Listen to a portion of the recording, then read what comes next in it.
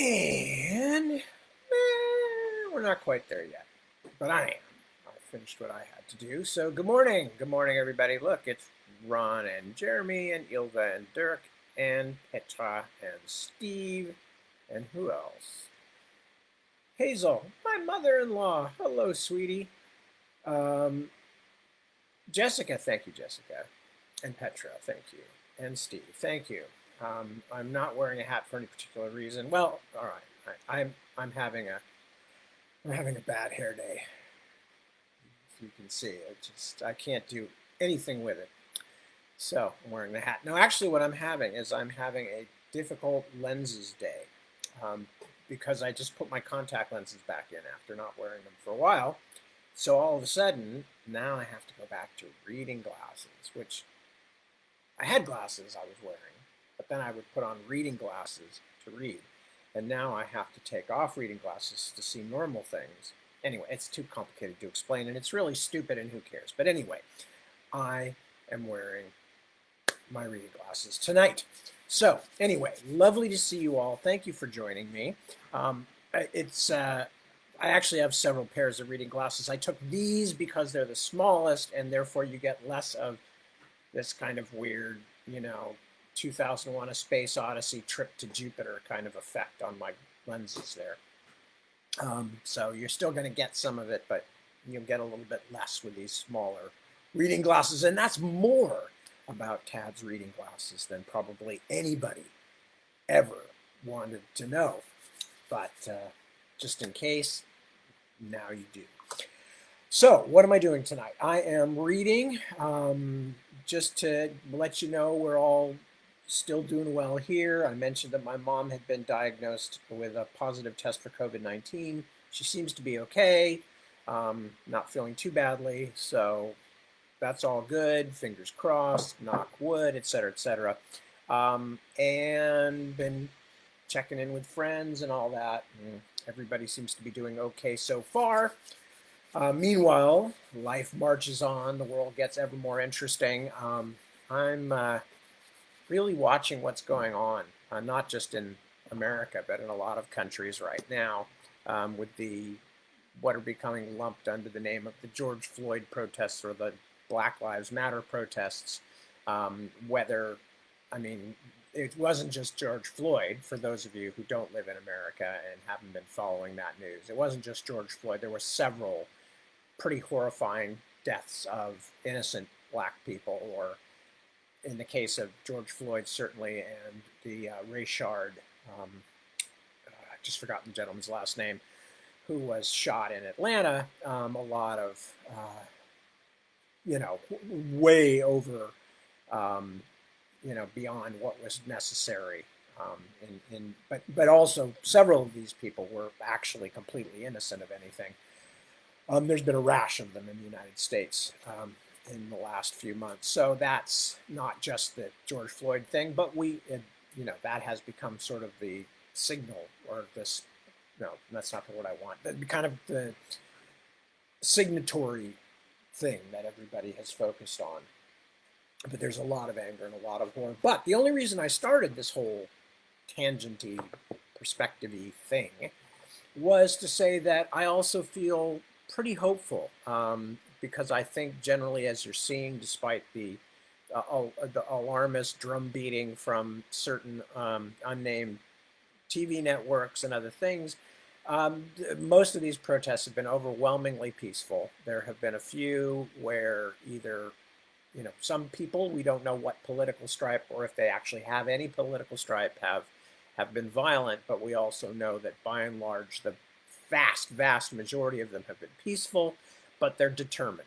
And it happens to coincide with my own beliefs that most of the countries of the world, and certainly the ones that we have any say in, really need to rethink the sort of racist foundations of modern life.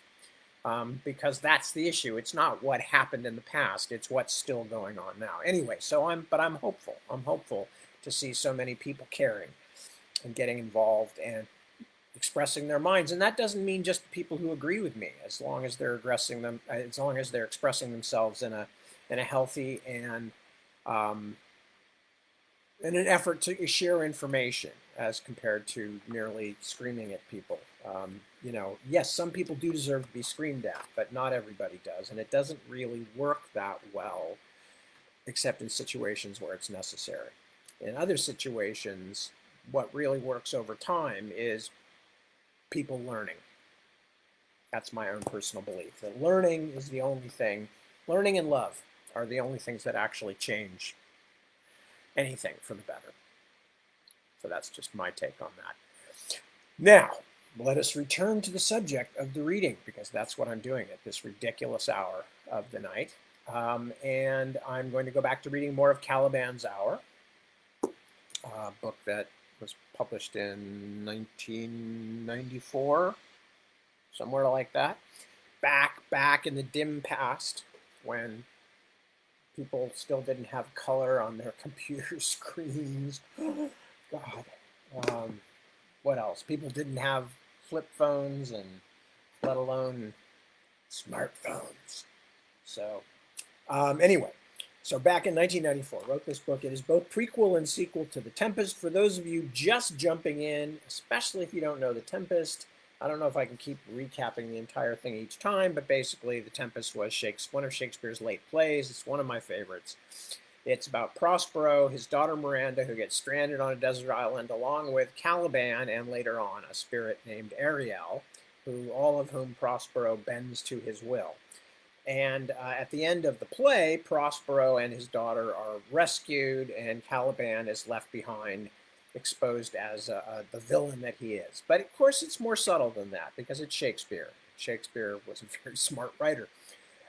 In my story, some 20 plus years later, Caliban has finally managed to escape his island. He has tracked down the now middle-aged Miranda and come into her boudoir late at night and told her he's going to kill her. But before he does, he's going to tell her what the terrible things are that she and Prospero did to him when they came to his island, where he had previously known no other human being but his witch mother Sycorax.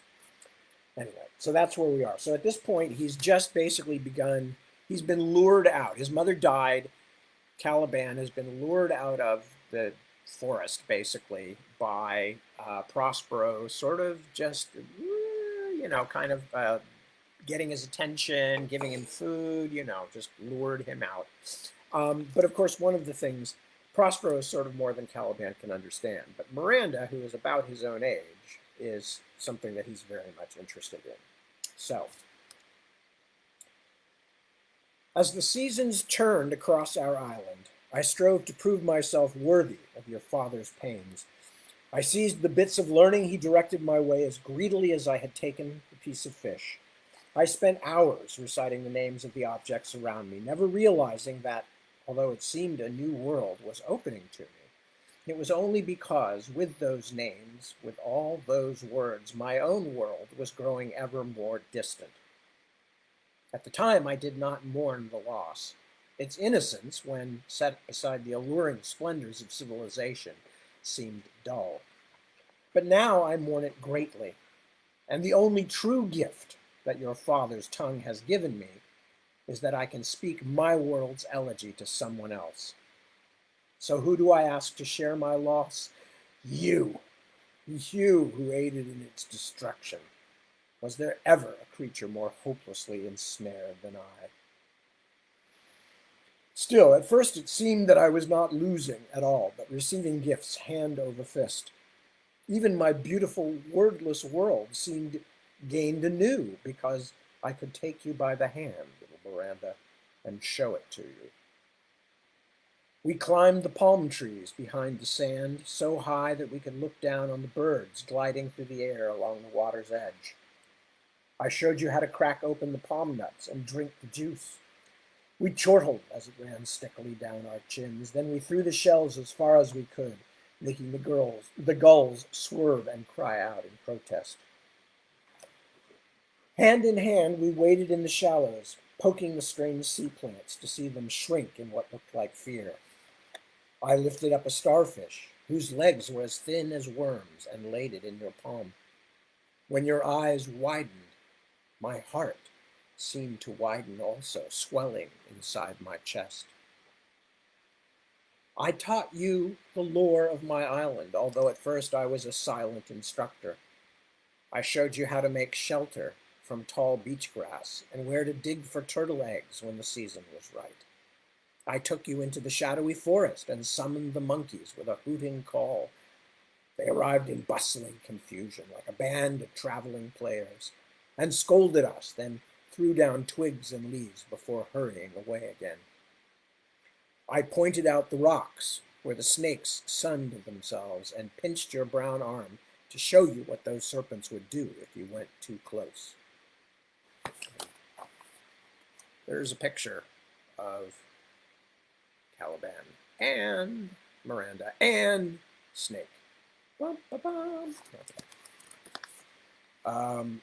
I took you to the high places and showed you where sweet water rose from the earth, a magic as fine as any of your father's sorceries. Once, as we sat eating pomegranates in the boughs of a tree, I found myself staring at the smear of red on your mouth. I was suddenly frightened, although I did not know why. When I spat on my hand and tried to rub away the stain, you laughed and pushed at my hand until I gave up.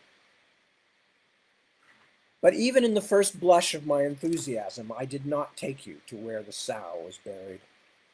The shadow had grown a little less dark in my memory, but it was still not a place I was proud of. Nor did I show you the valley. Not then. That was a different sort of unwillingness. I was waiting for the right time. In a way, I felt it was my only possession, and hence my greatest gift. I wanted to save it until I knew the correct moment had come.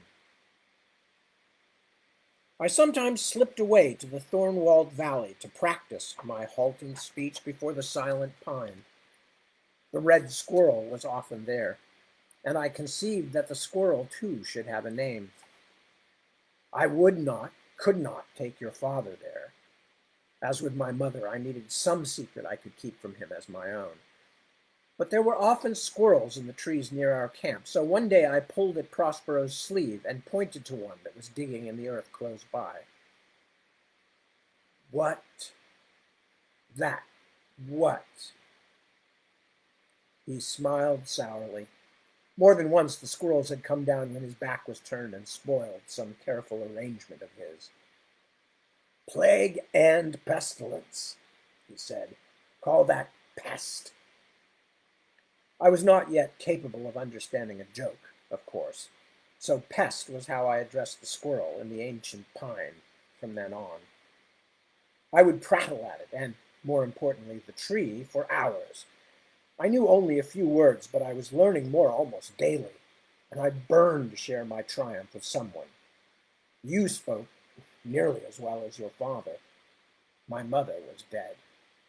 So the tree was my auditor, and in a way my confessor. The valley was still mine and mine alone, although I was beginning to sense, if not understand, that nothing else on the island belonged to me anymore. But I was radiant with my own importance and did not trouble myself. One secret place was enough.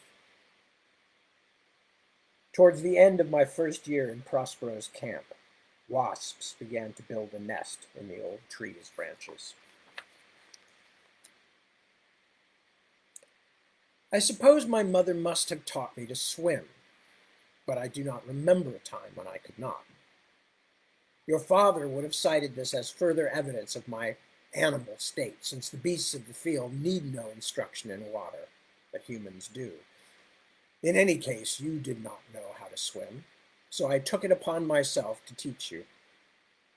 Your father, seeing the wisdom of it in a place entirely surrounded by ocean, did not interfere. I took you to a lagoon that lay sunward along the beach some 1,000 paces from our camp. Prospero accompanied us, whether out of distrust of me or of some more menacing island inhabitant, I do not know, but remained at a distance as we splashed out through the shallows until the water nearly reached our navels. Your father seemed to be examining the trees that ringed the lagoon.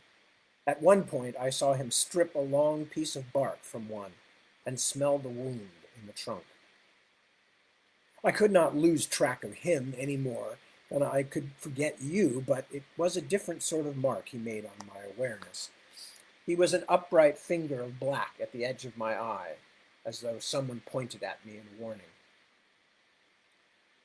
Your head in water, I said, and demonstrated by ducking myself. As I came up, with my black hair blurring my eyes, you looked doubtful. But it's all salty. I pointed to my tightly closed mouth and thrust my head beneath the surface once more. I kept my jaws clenched, but opened my eyes for a moment to see fronds of seaweed coiling about your legs, which shimmered gray-green in the crooked underwater light.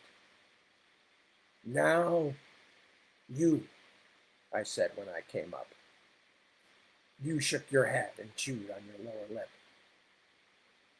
As the afternoon wore on, your hesitation gave way and you began to enjoy yourself. From merely ducking your head, you moved on to kneeling underwater for long moments, cheeks puffed out with fast-held breath. Before too much longer, you were gliding along below the surface, impaled by a single push off the sandy bottom. I watched you slip by, hair streaming, and reached out to feel your flank run against my hand. Stop, you said, laughing and coughing as you came up. That tickles! And all the while, your father moved slowly along the rim of the lagoon, a dark shape, like the shadow on a sundial. As you were treading water in a slightly deeper spot, you stepped on something. It might have been an eel, or perhaps only a thick bulb of kelp, but you cried out in surprise and fear. I swam forward and caught you up. The differences in our sizes had become greater, and the water made you seem even lighter still, so that carrying you was like carrying air. We retreated to the shallows, and I held you cradled above the water for a long moment. As I felt your weight against my arms, I suddenly realized why the scarlet juice of the pomegranate had frightened me.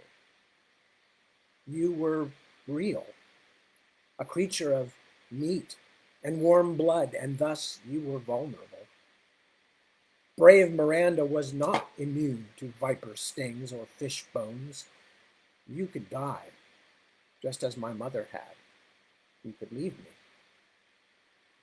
The moment that I held you stretched, both of us drizzling water, your shift soaking, your flesh cool against mine, I looked up to the beach. Your father had not run forward at your startled cry or had stopped after a few steps, but he was staring intently. His eyes fixed on mine, and I felt the wind growing chill on my wet skin. I set you down. I'm tired now, and I'm hungry, you told me. Let's go and find something to eat. I nodded and followed you as you splashed through the shallows towards the sand. Only when I lay curled for sleep did I realize that in the moment of your fear you had called not father, but Caliban. The next section is called Secrets Spied. I think this may be the section that gets a little spicy, but I'm not sure because I haven't read this for 25 years. Okay, Secrets Spied. Soon after I taught you to swim, Prospero presented me with a gift. As, with the words he taught me, it was something that both gave and took away. He had made for me a pair of breeches. I was delighted. I had marked the differences between my betters and myself, and although I could not yet articulate my desires, I yearned to close the gap. Clothing was one of the things I coveted, or at least the idea of it fascinated me. On the few occasions I had shyly draped myself in Prospero's discarded robe or shirt, I had actually felt quite itchy and entangled. And when he had seen me clad in imitation of a human being, your father had laughed and taken back my stolen finery. But now he had changed his mind. I was burning inside with the honor of it. I had been elevated. I pulled on my new breeches, not without a first attempt that went back to front, and did a triumphant dance of joy. You giggled and clapped your hands to see me, so I leaped even more energetically. Even Prospero unsheathed a full smile at my capers. "And I have another thing for you," he said. "Here, little savage." He reached into his cloak and produced an axe, passing it to me, handle first. "The blade had been in the bottom of the boat when you and your father floated out across the ocean. Old, pitted, spattered with rust it had been, but now it gleamed. He had scraped it clean and sharpened it on a rock, then fitted it into an ironwood handle and bound it with cord."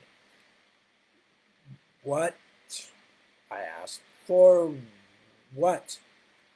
"So that you may cut wood for the fire, or skin and clean a carcass, or even protect yourself against monsters, little savage." And his smile returned, thin and bright as a sliver of moon. I looked down at my new breeches, then gazed at the beautiful heavy thing lying in my hands. I was overwhelmed. For a moment, as tears welled in my eyes, I could see only a black and gray smear where your father sat. "Thank you," I mumbled. "Prospero. Thank you." He waved his hand as though embarrassed. "Just be careful how you use it, or I will take it back again." Not more than a fortnight later, Prospero took me for a walk in the forest.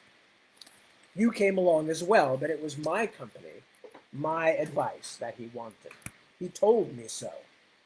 The trees seemed to part before me as I strode along. "We must build a new house," your father said, "inland from the beach. A house where Miranda will be safe from storms and animals." I frowned in surprise. The only animals on the island big enough to do harm never came out of the deep forest. Still, here was a man who stood as far above me as I stood above baby turtles, fumbling their way across the sand. I would not have dared to dispute with your father then. "You know the island better than I," he said. "I leave it to you to pick the spot where it should be. I ask only that we make it in a high place where I can see the ocean." I was delighted by this additional gift of responsibility, and as we walked up into the foothills, I was pondering so hard that my head began to hurt. The clouds hung low that day, and all the island was damp and quiet, but my thoughts were loud. Where would be the best place? And what if my suggestion proved a poor one? Your father might never gift me with an important task again. My mind was so buffeted by ideas received and then rejected that I paid little attention to where I was leading the two of you. Prospero had continued talking, speculating on the sort of house that could be built, which direction it should face to gather the light properly, and other such matters. But I was wrapped in my eager, worried considerations, and thus I did not realize my error.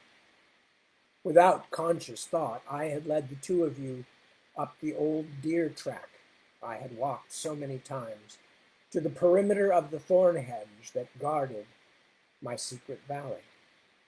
So oblivious was I that I did not realize where we were until your father fell silent and paused, his head raised as though he heard a distant sound.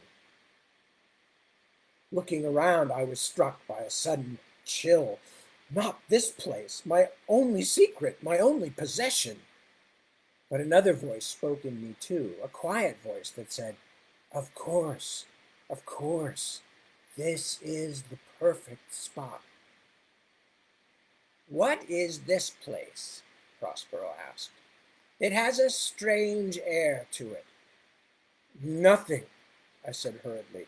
"Nothing is here. Come, we go to good place." Your father hesitated as though something spoke in his head as it spoke in mine. Frightened now, for some reason I could not name, I plucked at his sleeve. Not good. This place. Come along. We find good. Good place for house. He was puzzled by my agitation, but after a moment he shrugged his shoulders and allowed me to lead him away. Grateful, relieved as though I had avoided some dire fate, I brought you hurriedly back down the hillside, skirting widely the place where I had buried the sow, and up into another clump of hills. Better here, I said, and as it turned out, I had unwittingly chosen a likely spot, although my concern had been only to bring you both away from the thorns and the hidden valley. Look, I said, pointing. You see, ocean there, and water comes from ground here.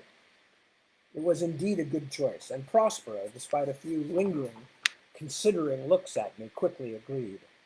A natural fold in the south face of the hill would keep the worst of the winds at bay, and a spring of clear water seeped from the ground not 100 paces down the hillside.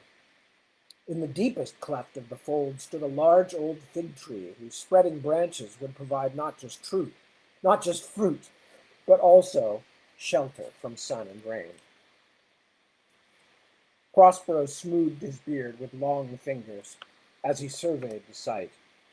You had already run down the hill towards the water and were on your knees, splashing water into your mouth. It's good, Father, you shouted. I think you're right, little savage, he said. We will build here. A moment of fear beside the thorn hedge still haunted me, so I did not dance again, but I was very happy. If I had only known, Miranda, if I could have read and understood your father's grammaries, perhaps I might have discovered in one of them a spell to stop time. For those days, those few months, perhaps 2 short years in all, were the happiest I would have. How I longed for a window I could open into my own past so I could call a warning to my younger self. Stop there, I would shout. Go no further. But as I think on it, perhaps I should open an earlier window. By the time we found your new home, Prospero had already sown in me the seeds of corruption, though I did not yet understand what would hatch out. Thus it might be better to find that young no-name crouching on the rock and give him some warning instead. I could tell him to run away, or even to take stones and kill you both the first night you slept upon my island. If he had buried you both in a shameful hole beside the she-pig, I cannot believe that his punishment in some afterlife could be more dreadful than the ruin of my life now. But I had not a glimpse of this, of any of this. I was a little mannequin dressed in human clothing, but by no means a human, made to dance for the entertainment of a secretive old man and his spoiled child. I was a puppet, useful only so long as I amused. Or worked, for that was where your father's thoughts were heading. I believe he had seen the size of me in my young bones and intended to get full measure from my strength. Like a mule that is whipped up and down the streets all day, then is grateful for a handful of oats when evening falls, I was to be encouraged towards usefulness by small favors. A cruel, scheming man, your father. But strangely, even now, I hope that he did not entirely understand what he did to me. For a part of me loves him. There is a joke for you. Part of me loves him still, that terrible stone on which my life ran and foundered. The awe, the amazement, the joy at the simplest attention from Prospero has not entirely faded. If I had found him alive in Milan, I would have wept before I killed him, and not just from rage. just as I will weep before this night is out, Miranda. I was set to work. Oh, he was not so foolish as to call it such, and indeed he labored at my side at first, teaching me such arts as were needed for the building of fences, of walls. To me it seemed like more magic. At that time, your world was all so foreign and strange, I could see little difference between the sorcery of words, the witchcraft of dancing puppets, and the wizardry of ridgepole, cruck, and thatched roof. I worked eagerly, anxious to show that the manhood gifts he had given me were not wasted. From sunrise until the sky was purple with approaching night, I hacked away at fallen trees, splitting them, and then splitting again, cutting the pieces to length with the knotted vine rope your father gave me for measuring. Huge bundles bent my back as I carried them up the hillside, but I gave not a word of complaint. Or there's actually a picture of this. Yes, picture. Picture. There you go. Picture, picture. Thank you for showing that to all my readers at home. Thank you.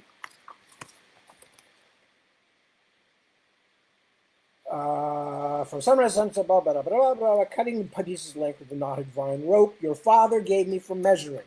Huge bundles bent my back as I carried them up the hillside, but I gave not a word of complaint.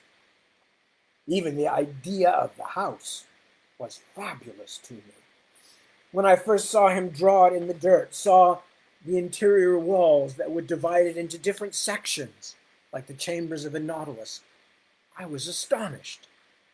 What else could I think but that Prospero had himself invented the idea of a house with more than one room? It confirmed his otherworldly genius. We built the fence first. I wonder now what exactly it was that led your father to seal off the ground before digging even the first post hole of the house. Some dim, troubling memory of his suborned guards coming for him in the middle of the night, or some less specific fear, the kind that creeps on a man when he is alone in a wild place. In any case, we've built that fence strong and high, with the tops of the posts sharpened like my old fish spear. Next, we built the house itself, a great rectangle of timbers constructed around a stone fireplace and chimney, one wonder piled on another. As the weeks went by and Prospero saw that I had learned my carpentry lessons well, he spent less time watching over me and returned once more to his wandering ways. Often he took you with him, continuing the lessons in speech, history, and natural philosophy, which, for a while, I had shared, until he found this new and apparently more important task for me. The sense of being in a family was not altogether gone. On some days your father would sit nearby, chipping with a stone adze at some delicate but important item, a gate hinge perhaps, or weaving a window screen from the fronds of the tall beech palms. At those times you would help me, holding a post straight while I labored to fill the hole around it with clay, or steadying a board that I was struggling to cut evenly. Sometimes, against my mild protests, not for a moment did I want to appear a shirker, you would even carry some of the lashed bundles of wood up from where I had cut them. You were growing too, Miranda. I could not help seeing how your legs were lengthening. I could not be entirely unmoved by the curve of muscle beneath your soft brown skin. Prospero seldom spoke, but as his hands flew gracefully through the motions of his task like nest-building birds, his eyes watched us always. A full year I labored on the house, positioning each beam, wedging each joint with my own hands. And as I pridefully watched Prospero's sand sketch growing into reality on the hillside, I felt myself growing too, growing and becoming. Becoming a man, I thought. Becoming a son, I sometimes dared to hope. The night we laid the last of the roof thatch, we had a celebration. 12 moons had waxed and waned, and the 13th was already half eaten, since the day I had led you and your father away from the valley. Now the house was finished. I did not understand then how much larger than necessity we had built it, nor how much faster the work would have gone had Prospero continued to assist me. I knew only that I had done something that made me proud, and that your father was pleased with it. As if to atone for his dereliction of which I was not then aware, your father had trapped and killed a pig. I thought it must be one of the piglets of the murdered sow, and when he dragged it back to the house, I was swept by a moment of superstitious panic. But I was reassured by the sturdy walls we had raised, and by your father's unusual good humor. I helped him dig a pit, then we shoveled in the coals from the fire, wrapped the carcass in plantain leaves, and covered it over. "Come here, Caliban," he said then. "You too, Miranda." He so seldom used my name that my fear came back to me. Had he somehow discovered what had happened to the mother of the animal now smoking in the pit? Was I to be punished for the crime I had committed, the crime that, though not understood, had long plagued my memory? Instead, he produced a bottle, corked and capped with lead. It was something I had not seen before, though I had eagerly nosed through all his civilized possessions whenever I had found the opportunity. "It is from Portugal," he said. "I have kept it aside for just such a happenstance, for tonight we celebrate a new home." With equal deftness, Prospero conjured bowls. He poured just a splash into yours, but filled mine and his, sloshing to the brim. "Drink, little savage. We have built a true house where such a thing never existed." I was pleased and honored, but I also felt a small tug of unease. Was not the place my mother and I had lived a house? Was it too humble to be considered a human place? And was I still mostly animal because I would never have thought to build a magnificent home without Prospero's urging? Nevertheless, I lifted the bowl and let the blood-colored liquid run down my throat. And I coughed it out again, so explosively I feared my liver and lights would follow. It had nothing like the sweetness I expected from such a valued prize, but was harsh and sour. Your father laughed. So did you after you saw that I was not actually dying. "Do not swill the stuff as if it were stream water. It is precious, and you are not used to precious things. Small sips, thusly." And he lifted his own bowl to his mouth. "You drank some too, Miranda," then gave Prospero a puzzled look. "It's just wine, Father," he protested. "Ah, how my heart plummeted that you should dismiss something so frighteningly heady. You had drunk wine since you were a small child." "But it's older and better and more so," was Prospero's answer. "And we shall not water it. Not tonight." And indeed, we drank much, although it was some time before I could swallow it down my ragged throat without wincing. I had no idea why real people should drink such stuff, but I would not be shamed by you. Also, it was a gift from your father to me, a rare thing, a thing to be savored. I have told you that my mother would sing sometimes, wordless croons that I could neither understand nor ignore. That night, as the wine boiled in my brain, I felt snatches of her songs float through my ears, as if she had returned and stood behind my shoulder. It should have been a frightening feeling, but It was not. The night was becoming oddly warm and entirely welcoming.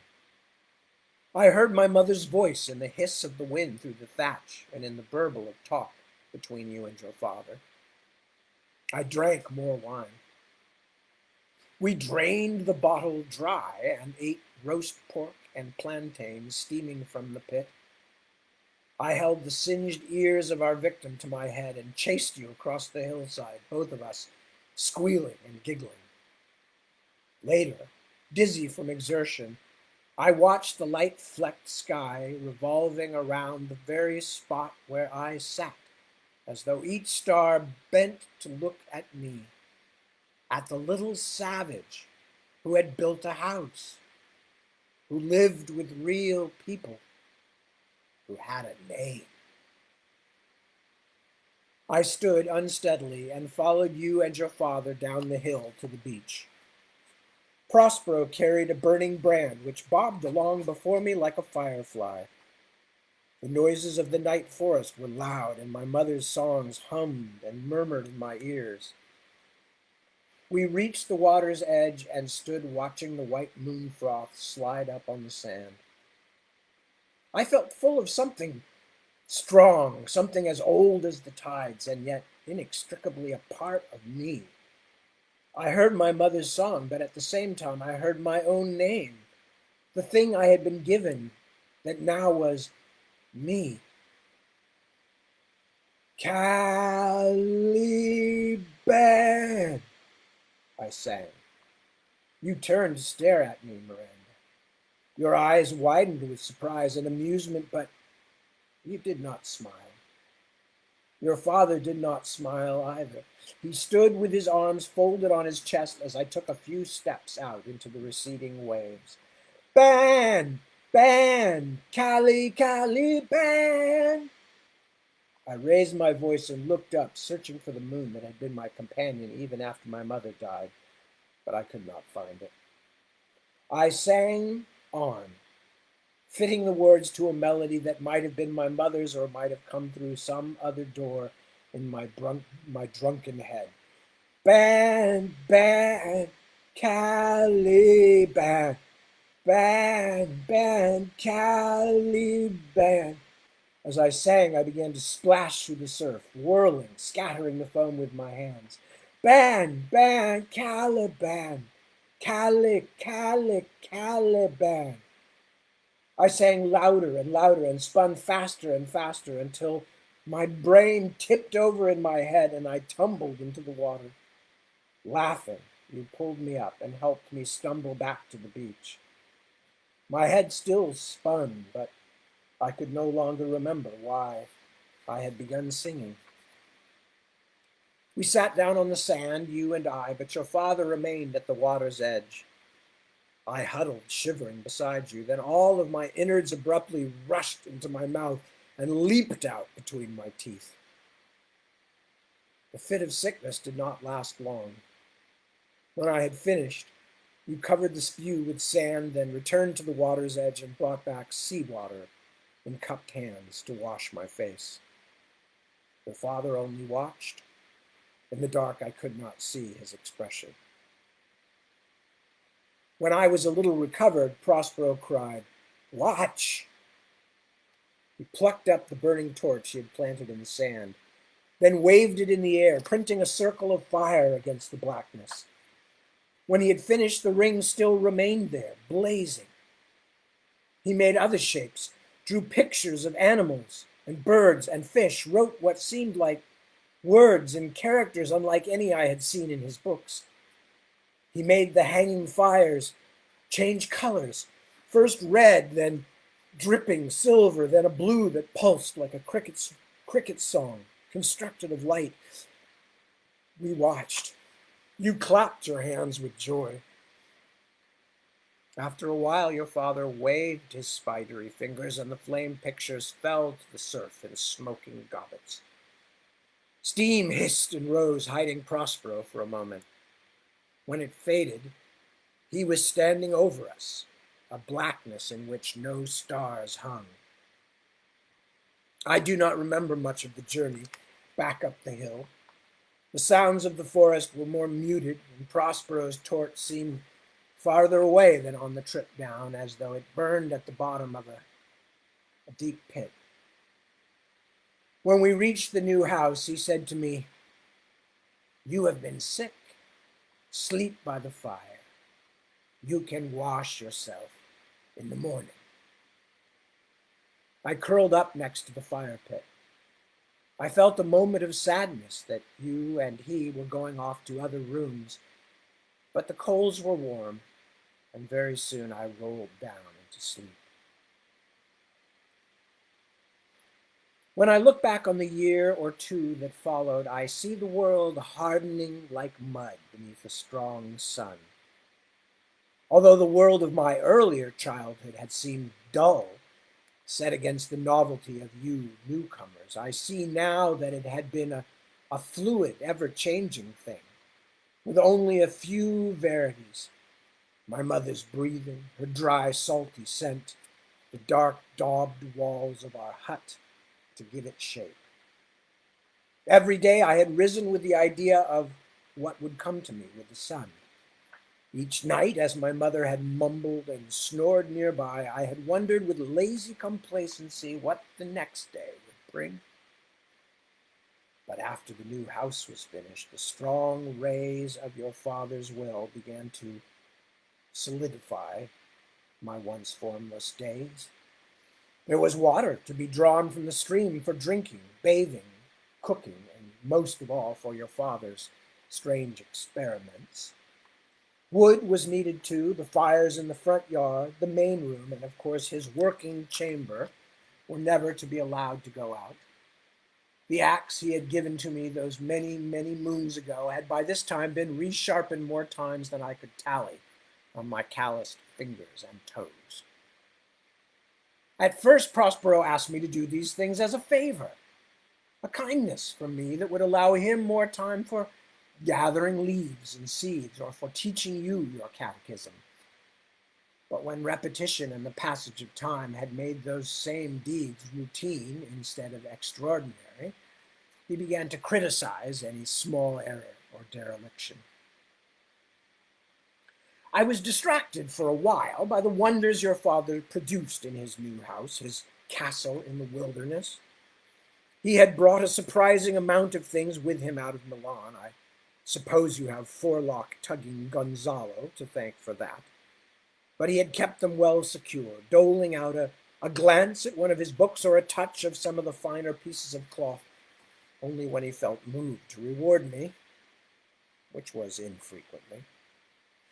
This, of course, only made me more hungry for his secrets, more dissatisfied with my own state, but without any accompanying belief that I might better myself by other means than Prospero's largesse. I peered from the corners of my eyes at your father's treasures like a bird eyeing a larger bird's worm. Like any outsider, I avidly watched those I envied, the better to imitate them. The truly surprising thing about that bottle of Portugal wine was not just that he produced it at all, but that I had not even guessed at its existence. Now, as though the stout fence around the compound made him feel safer, he retrieved many of the precious things he had kept hidden and decked the new abode with them. Books?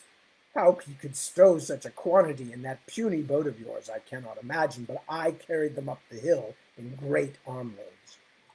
Not that I saw much more of them than that, for they were immediately put away in his chamber, as he called it, and a great iron lock, more of the booty of Milan, was run through the door handle.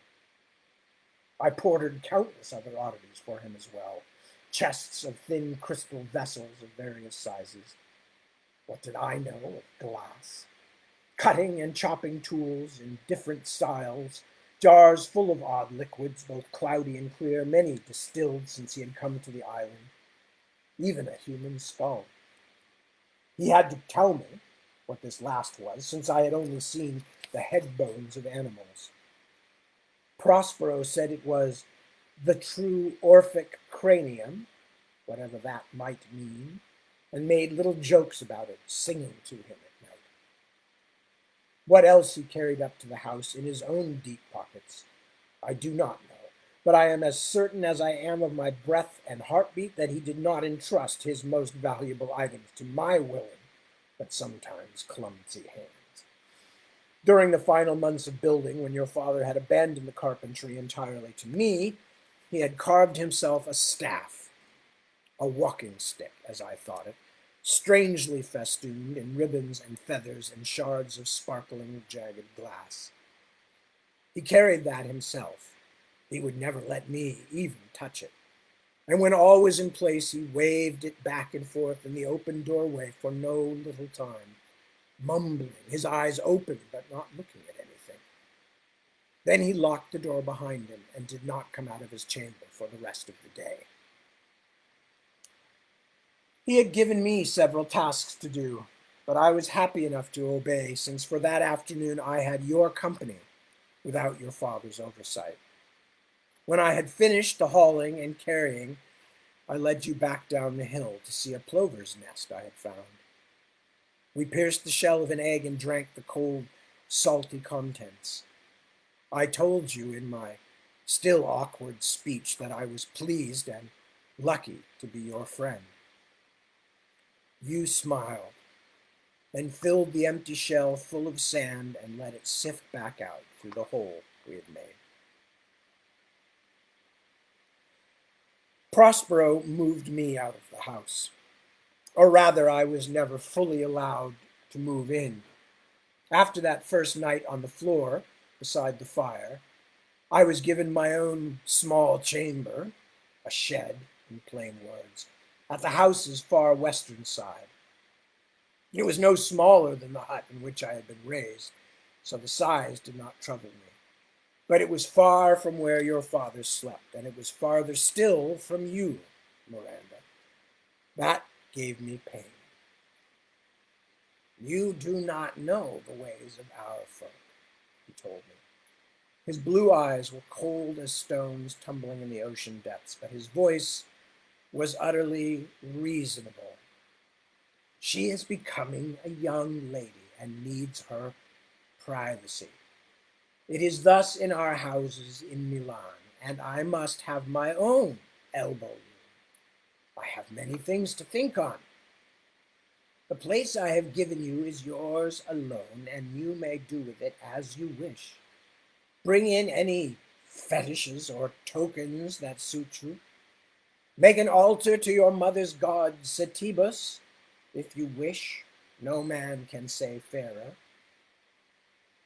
But, I thought, and even the sourness of the unspoken idea seemed like a form of heresy, how can you give me a single room in a house which I built? Words. At first, my adored new friends were beginning already to show another face. But I said nothing out loud. If Setebos meant nothing to me, and may have meant as little to my mother for all I know, I was content to fill my room with my own collections of colorful stones and the abandoned skins of snakes. Only occasionally was I troubled by the gnawing thought that not long ago I had been lord of an island entire. But now my holdings were reduced to a single cell at the outskirts of Prospero's house. A single cell and a hidden valley. For I still went to that place from time to time, and it had remained a secret even from your father's rapacious curiosity. Would that it had stayed that way. The wasps had completed their labors. The nest, a gray thing that seemed made from parchment, hung in the branches of the old pine tree like a single tear depending from an eyelash. It was low enough that I could sit against the tree's trunk and watch the wasps moving in and out, crawling to and fro across its surface as though it were the entire world. As they crawled, they hummed, a sound sometimes lulling, other times redolent of menace. But since they did not fly at me or otherwise offer me harm, I learned to ignore them. although once I had the strange feeling I could hear a voice in the general murmur, as I had heard my mother's song in the night sounds when I had drunk too much. And as the wasps droned, I talked, speaking to the air, or perhaps the pine, or my dead mother. I searched for words to describe my yearnings. I mourned the things that I had lost. Sometimes I even spoke to you, Miranda, and tested the sound of things I longed to tell you but did not dare. I was in love, you see, but it was only intermittently a happy thing. For all the joy that your proximity brought me, it also made me feel crude and dull. Too many times I had tried to do something brave or clever and had instead made myself foolish. So on those days, as I sat beneath the ancient tree, as frequently as I spoke words that I wished to say to you, or even that I dreamed you might someday say to me, I also chided myself as thoroughly as Prospero ever had. I took my own song of the celebration night and hung on it a mocking tale. Ban, ban, Caliban likes to think that he's a man. I sang and babbled to the sky. The pine tree nodded above my head as the wind whispered and hissed through the branches. The busy wasps mumbled in their gray parchment house. Ha! I see you look towards the bedchamber door, Miranda. I hear what you hear, but must tell you it is only the settling of beams, not the footfalls of a rescuer. In any case, here is my hand, not a moment's distance from your white throat. I have planned my course well. We have time enough for me to do all that I need. Time enough. I am coming to the nub of your black, black treachery, so I do not doubt you wish for someone to interrupt, even at the cost of your life. Now listen. It was one of those days when your father was bent on some exacting piece of work and the house was full of stinks.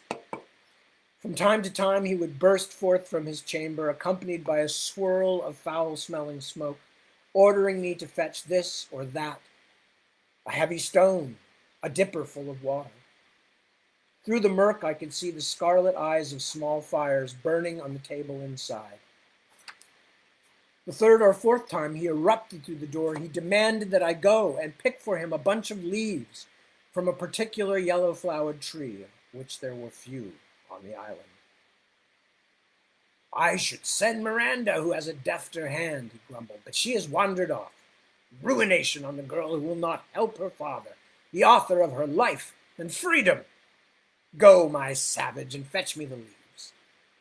Waving his arms so that his sleeves billowed as wildly as the smoke, he plunged back into his chamber, tugging the door shut behind him. Whatever his labors, they did not seem to be going well. In the preceding weeks, he had shown an increasingly foul temper. Hurry! He cried from inside. The mixture is almost ready, and I still must fire the kiln. Growling under my breath, for I grew less and less fond of acting his bondservant, I went out. It was high afternoon, and the day was hot. As might be guessed with an errand so apparently needful of haste, the leaves proved elusive. I went up and down through the flowering groves along the hillside surrounding the house, but found none of the yellow-blossomed trees. I was all a sweat before an hour had passed, and tired withal, but I felt sure it was better not to go back at all than to return empty-handed. So I hunted farther down the hillside, pushing my way through the thick undergrowth.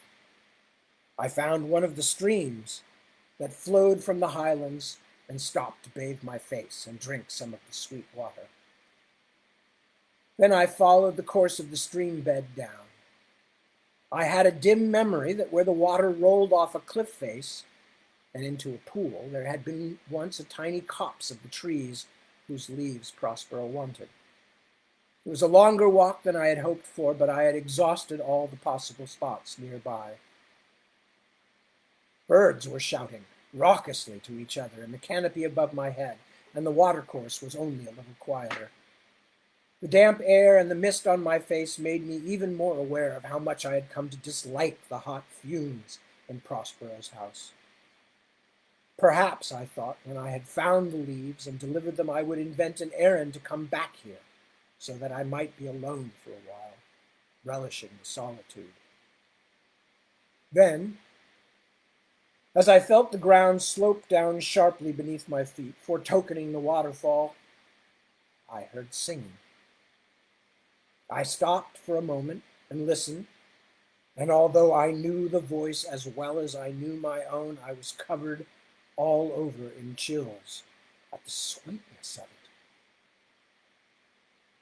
So then, I told myself after a little while, Miranda too had a yearning to escape her father, and has picked the very spot which has lured me.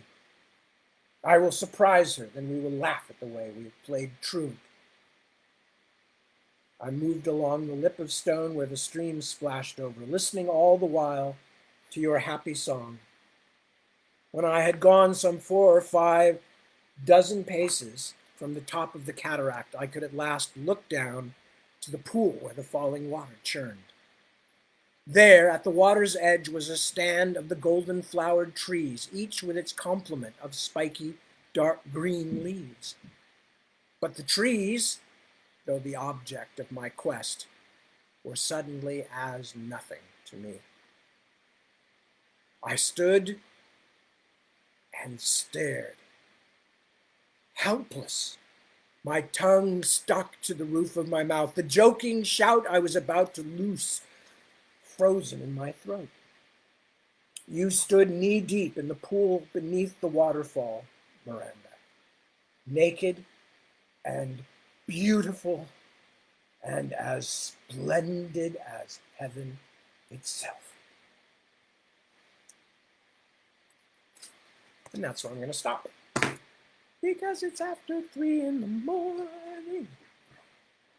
And my brain hurts. It must be the bad hair day. So anyway, there, now my brain is cooler. So anyway, just want to say again, everybody in our household doing well. We want to send you all our very best wishes and hope that you're all continuing to stay safe. Be kind to other people. If you can't be kind to other people, at least be kind to some animals. Failing that, there are undoubtedly houseplants and even a few well-behaved minerals that could use a little kindly attention from you. Okay, so from Casa Deb and Tad et al. At Alia, I now bid you a good night. Thank you. I will be back reading the same time, I assume. Creek don't rise. God willing and the creek don't rise, as my grandmother used to say. So I hope you will come back and join me. And until that time, keep on keeping on. Stay healthy, stay safe. Lots of love to all of you from our house. And